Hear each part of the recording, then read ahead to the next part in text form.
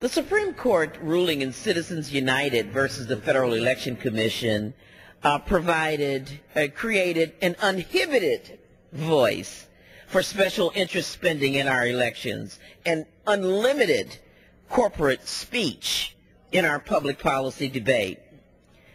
Special interests were heard loud and clear this past election cycle at the tune of $281.6 million, almost 5 times greater than the previous midterm election of 2006. By eliminating the Presidential Election Campaign Fund, where everyday Americans can have their voices heard, special interest groups will be able to shout from the top of the mountain and dominate presidential elections even more. Currently, between 7 and 8% of Americans choose to direct $3 of their tax liability to the Presidential Election Campaign Fund. My amendment is simple. Instead of directing that amount, that $3 of tax liability, by checking that box, that citizens would be able to check that box and voluntarily make a donation in the same amount to the Presidential Election Campaign Fund.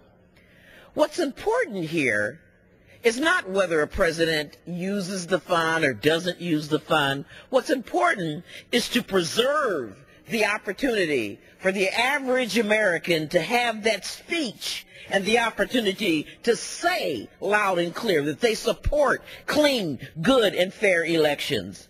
And my amendment, instead of eliminating the entire program, lets Americans make a donation out of their own pockets. Good government groups are against the underlying bill, such as the League of Women Voters, Common Cause, Democracy 21, Public Citizen, and rather than eliminating the public financing system, we should be working together in a bipartisan manner to reform it and improve it.